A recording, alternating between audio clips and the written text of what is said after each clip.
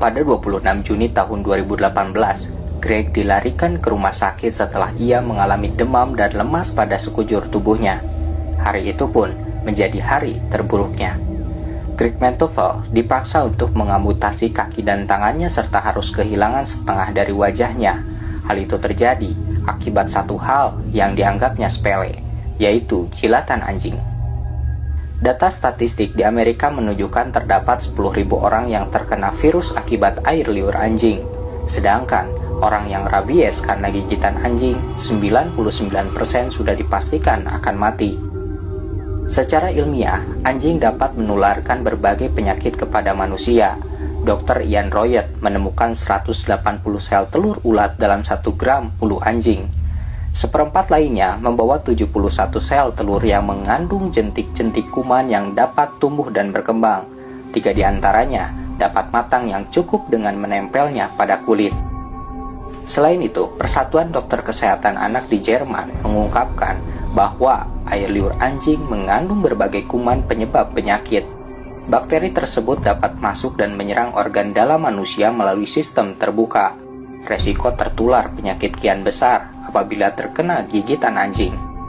Ternyata hal itu sudah diberitahukan pada kita sejak 1500 tahun yang lalu.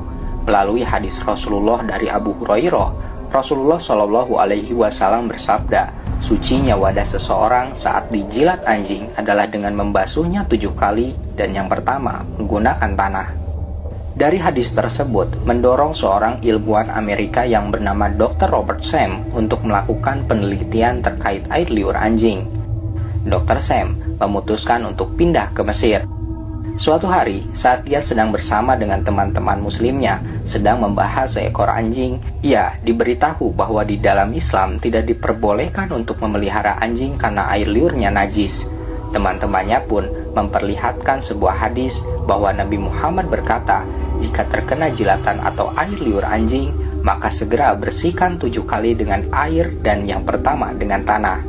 Setelah mengetahui hadis tersebut, Dr. Sam sejenak terdiam lalu dalam pikirannya bertanya-tanya, jika ada alat atau benda yang terkena jilatan anjing, mengapa harus mencucinya 7 kali dan diawali dengan tanah? Bukankah mencuci dengan air saja sudah cukup? Lalu, mengapa Muhammad memerintahkan membasuhnya dengan tanah? Karena rasa penasarannya tersebut, akhirnya ia pun mulai melakukan penelitian. Awal mulanya, ia mempersiapkan sebuah wadah yang sudah terkena air liur anjing. Kemudian ia mencucinya dengan air dan sabun. Setelah ia melihat hasilnya, ternyata mencuci dengan air dan sabun masih meninggalkan jutaan bakteri. Tidak menunggu lama, ia kemudian mengikuti metode yang telah diajarkan Nabi Muhammad. Dan benar saja, setelah wadah tersebut dicuci oleh air 7 kali, diawali dengan tanah, hasilnya benar-benar mengejutkan. Tidak ada sedikit pun bakteri yang tersisa. Pertanyaan baru muncul dalam benaknya, jika pada abad ke-19 baru ditemukan bakteri oleh ilmuwan Prancis Louis Pasteur, lalu mengapa Muhammad dapat mengetahuinya lebih dulu sebelum ilmuwan modern menemukannya? Selain itu, lalu bagaimana tanah dapat menghilangkan bakteri? Menurut ilmu kedokteran modern, tanah diketahui mengandung 2 materi yang dapat membunuh kuman-kuman, yaitu tetraselin dan tetarolit. 2 unsur ini digunakan untuk proses pembasmian sterilisasi beberapa kuman. Eksperimen dan beberapa hipotesa menjelaskan bahwa tanah merupakan unsur yang efektif dalam membunuh kuman.